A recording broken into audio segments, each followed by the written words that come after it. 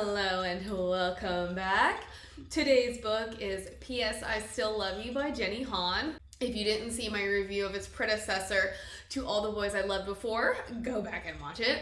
But today's book, as much as I liked To All the Boys I Loved Before, today's book, it's just so nice to love a book. It's been so long since I've really loved a book.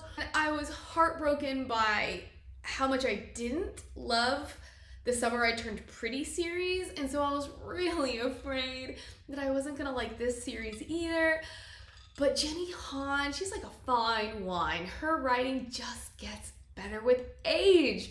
So I'm really excited to see what else she might come out with. She does have some other things. I may or may not read them, but this series is everything and more, and I cannot wait to see the Netflix series about Kitty. I'm sure that will be just as good. I do have my margarita, not because the book was bad, just because I need a margarita. I also have notes because I read this book, and then I did not review it, and then I read the next book, and I have not reviewed that, and now I'm on another book, and I needed to write down all the plot points and my thoughts because it's just not fresh.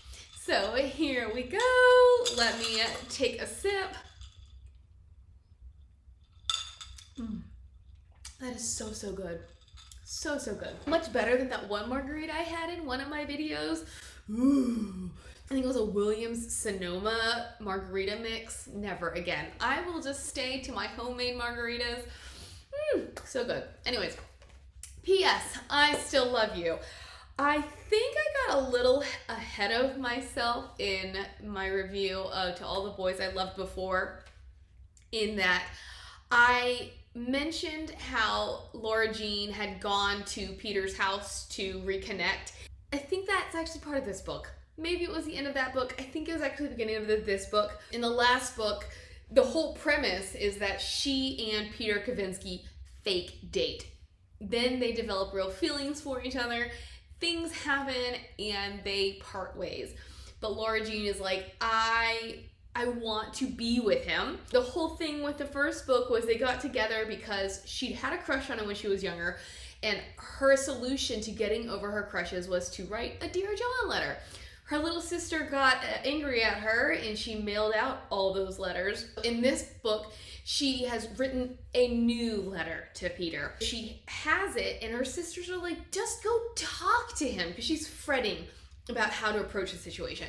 She goes to his house, he answers the door, he's completely standoffish, and she's just like, okay, I guess I'm just gonna say, I'm sorry, let's be friends, sayonara. And he sees the letter in her pocket, which I still do not understand how or why he noticed this letter, except because we need it for the book. He ends up getting a hold of the letter and reading the letter, and he's like, why weren't you going to tell me about your feelings? And she's like, because you were being a jerk. And he said, I'm just trying to play hard to get here. Which I both love and hate, because Jenny Han does such a good job writing this book. As I mentioned in the last review, I do not like Lara Jean's sisters. I think Kitty is the utmost brat. She continues to be a brat. She just needs some discipline. And Margot is extremely judgmental. I do feel like I need more of Margot to really flesh her out, to give me an idea as to why Lara Jean loves her so much when Margot is not very nice. She likes to jump to conclusions and just make snap judgments. I actually like her better in this book, but we actually get to see her more in this book. That aside, the writing is so good. And so with Peter, I love the way that I hate him until he explains himself. And I'm like, okay, forgiven. I love you, Peter. I really do. This book does continue the idea from the first book, in which Lara Jean and Peter officially got together on a ski trip because he confessed his true feelings to her. She got scared off, but then she reapproached him one night when he was there was only one night. I still don't understand how their ski trip was only one day.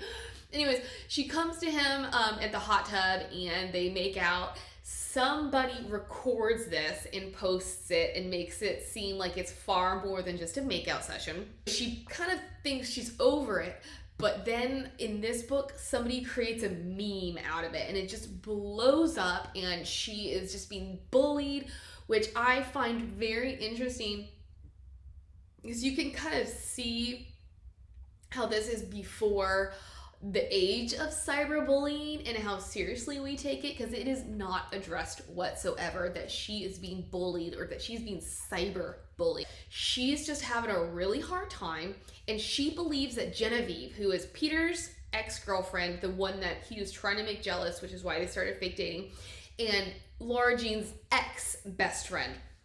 And she is convinced that Genevieve did it, and because she had approached her and she noticed a facial tic, a tell of Genevieve's when Genevieve is lying. But Peter will not believe Lara Jean. So let's pause here and just give you a spoiler. In the last book, I kind of glossed over this moment. On the way back from the ski trip, Lara Jean encounters Genevieve in the bathroom, and we do not know why they're not friends anymore. All we know is that for some reason Genevieve dropped Lara Jean like a hot potato.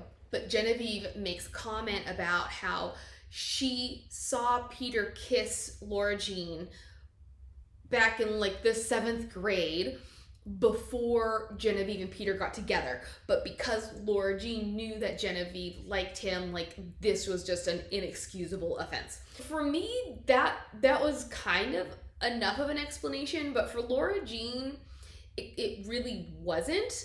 In this book, it is clarified, like that is the crux of the problem. For me, as a grown adult, I'm just like, really? Genevieve held a grudge this long over something that was not Lara Jean's fault. Takes two to tango, I get it. But Peter initiated it, and I still am unclear as to why he initiated it. Genevieve claims it's because she wouldn't let him kiss her that day. I don't really know. But I, in many ways, felt like this was a really flimsy reason for why Genevieve stopped talking to Lara Jean, except that Genevieve is extremely petty. In that, I wish that I'd got more of Genevieve, because I felt like there was more to her than what we saw. Because I do firmly believe that bad guys aren't bad just because they're bad. There's always a motivating factor. They always think they are right. So the whole thing is that Genevieve was upset that Lara Jean kissed Peter, and from that moment on, they were no longer friends, even though they were still friends for like, I don't know, another year or so. Lara Jean, at the end of this novel, she finds something that reveals to her that even though Genevieve claimed that they stopped being friends at that moment, that wasn't entirely true, but I will get to that later. Peter staunchly refuses to believe that Genevieve had anything to do with it, and Lara Jean decides to accept it. It's not worth fighting over. What does start to happen is another one of the letters that were sent out was sent to an old crush named John Ambrose McLaren. He has since moved away. She did, in the previous book, kind of hunt him down because she just wanted to see how he turned out. She sees him at the moment where he may have seen her. She's just like, I'm getting out of here. But he writes her and he says, hey, I know it's been a while, but I just received this letter from you. It was sent to my old house. Tree fell down at my new house. The guy who bought my old house came to take the tree away, and he brought me your letter. So they become pen pals. They start to reconnect. Strife starts happening because Lara Jean learns that Peter is hanging out with Genevieve. Initially, he gets upset with her because she is not going to come to his lacrosse game.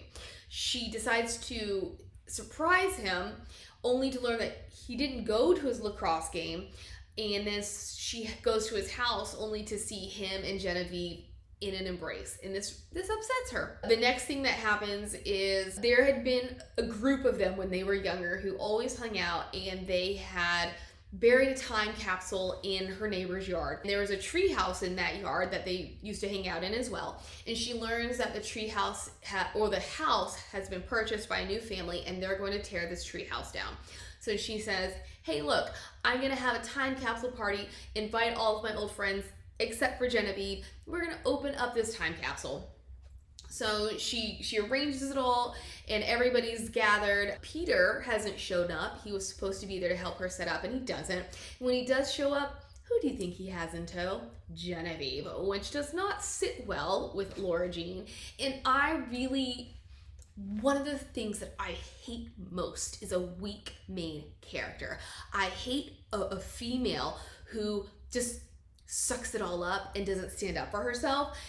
Lara Jean is a pretty decent balance of knowing when to say something and when not to say something. She does eventually make a stand for herself about Peter and Genevieve hanging out together. But in any case, Genevieve is so passive aggressive in terms of Lara Jean in this whole scenario, and I'm just like, oh my gosh, I hate Genevieve. They open this time capsule, they're all pulling their things out, and then Genevieve's like, oh, well, my thing is not in there, and Lara Jean is like, pretty sure you put something in there, so don't know where it went.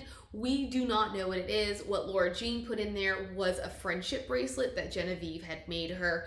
And she's just like, oh wow, how easily I was bought off by somebody who didn't even like me. Then they decide to play this game called Assassins. I guess it's something that they had played when they were kids. Genevieve suggests is that the winner gets a wish. Lara Jean has never won this game. Lara Jean is just one of those people who doesn't have that fighter's spirit. And Genevieve was quick to point this out, but Lara Jean is determined to win this game. She is like, I'm not going to be underestimated any longer. And her first victim is John Ambrose McLaren. So the whole deal is that the game is ongoing. And it ends when it ends. John Ambrose McLaren does not go to their school. He lives, I don't know, across town or something. So he's not going to be an easy target. But what she does do is she aligns herself with Chris, who is her best friend and Genevieve's cousin. I still thought that Chris was a pretty pointless best friend. We did not get to know anything about her. She's a very surface level character. So I like her in theory. She's not necessarily a bad character, but I never understood why she and Lara Jean were best friends. Nothing. Because all we know is she's a party girl. They're exact opposites, and she's pretty judgmental herself. I wished Han had done more exploration with Chris to convince me that she and Lara Jean should have been best friends. But going into it, Lara Jean recognizes that Chris is extremely manipulative and that they had aligned themselves in the past only for Chris to turn around and turn against Lara Jean for her own benefit. But for some reason, Lara Jean's like, okay, sure, I'll tell you who I've gotten and then I'll help you tag out your target. They do that, and eventually Chris gets tagged out. We'll put a pause there. No, we'll continue there. Lara Jean has begun volunteering at a retirement home. She says, I'm going to have a scrapbooking class for the residents of this home. It's not an overall success, but what she does learn is that Stormy is John Ambrose McLaren's grandmother or great-grandmother. And so this is how she is able to tag him out. His target was Peter. So now they are going to team up so that she can tag Peter out. But she learns that Peter and Genevieve have aligned themselves. And this is an issue for her because she's like, he's continuing to keep secrets from me regarding his relationship with Genevieve. And I don't trust Genevieve, and I don't understand why he doesn't understand her manipulation in that she has an end game. And I really enjoyed this because I totally aligned with Lara Jean, where I was just like, Genevieve is doing things to undermine Lara Jean and Peter's relationship, but Peter refuses to acknowledge it. But then he also refuses to tell Lara Jean why he is doing what he's doing with and for Genevieve, because he says it's not his place to tell. The spoiler with that is Genevieve's father is having an affair with a much younger woman, as in like 18, 19, 20-year-old woman who I guess works at his office. I think there had been infidelity in the past, but for some reason the fact that he is with this particular person is more than Genevieve can handle. At this point, Peter and Lara Jean have broken up because he inadvertently reveals that he knows Genevieve posted that video. Lara Jean is just like, I'm not having this with you. But what she also realizes is that when they got together in the other book, he'd actually been waiting for Genevieve in that hot tub. And I loved this moment. I actually thought it was going to be bigger or like longer than it actually was. I thought it was going to be more drawn out. In the first book, she had noticed him kind of like looking around, and so she just chalked it up to the fact that he was surprised to see her, when in actuality he was looking for Genevieve because that's who was supposed to meet him at the hot tub. And this is the moment where I hate Peter. You lied to Lara Jean this entire time about your intentions in that first book. When this hot tub video surfaces, you don't really stand up for her, and then you do not believe her when she says Genevieve took it, even though you had been waiting for Genevieve. And that is why Genevieve did take the video, because she was there to meet you, and instead she saw what you and Lara Jean were doing, so she took this video. And so I was just like, holy cow, Peter, you're the problem. Absolutely the problem. This is when she is tailed Genevieve, and this is where she witnesses Genevieve's dad with this other woman. Genevieve catches her, and she basically forfeits. Like, she forces Lara Jean to tag her out. I thought that was a little anticlimactic because Genevieve is a non-entity in the next book, and I wanted resolution between them, but we don't really get any. It's just Genevieve is like, don't you dare tell anybody what you know. And Lara Jean's like, don't you know me better than that? And of course Genevieve is like, oh no, because you're a snake, because this is what you do to your friends behind their backs in the 7th grade. But rewind it a little bit.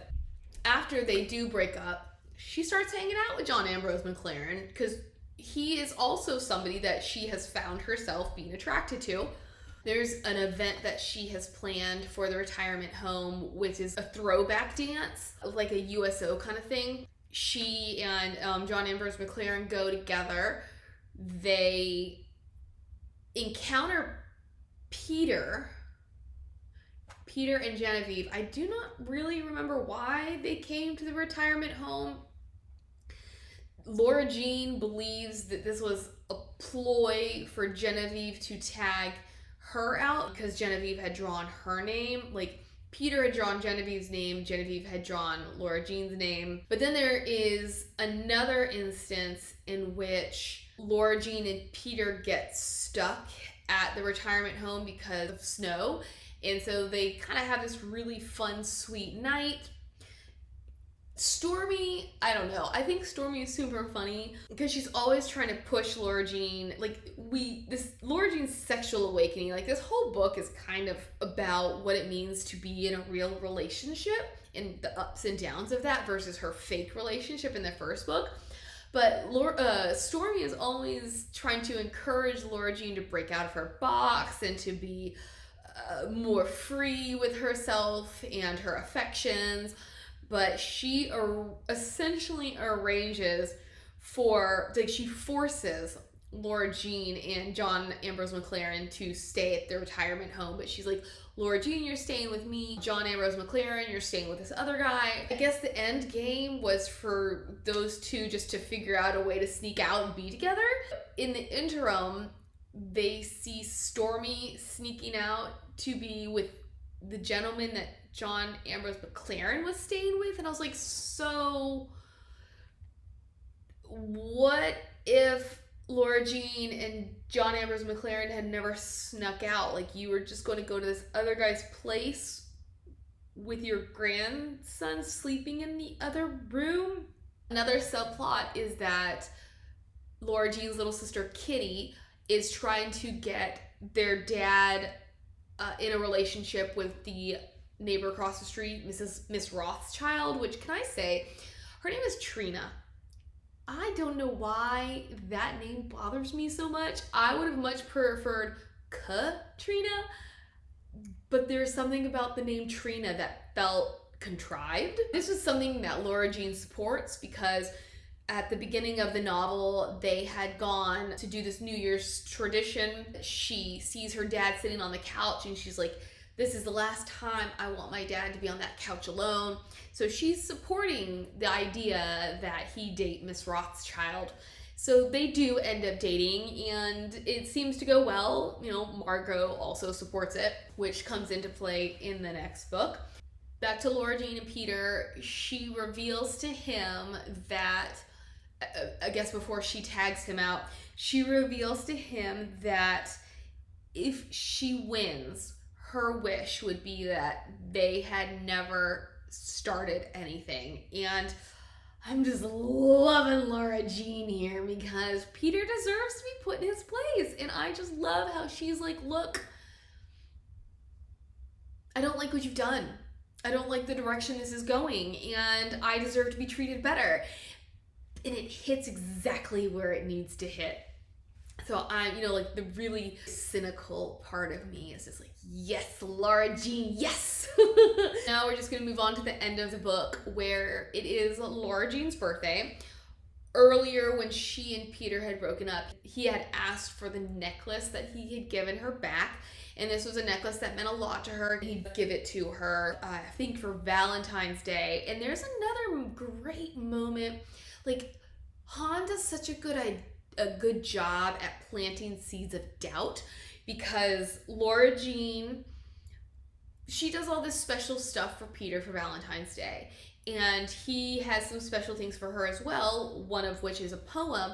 And she is over the moon about this poem. She just thinks it was so romantic and so thoughtful of him, only for Chris to point out to her it came from Shakespeare or something. This devastates Lara Jean because it is no longer a special thing Peter did for her. It is something that he copied from somebody else. So he has taken this necklace back. So even though he's ignored her all day, he approaches her after school when she is about to leave with John Ambrose McLaren, and he's like, I want you to have this necklace back. I love that John stands up for Lara Jean, and he's like, what do you want from her? Because it's another form of manipulation, this emotional manipulation.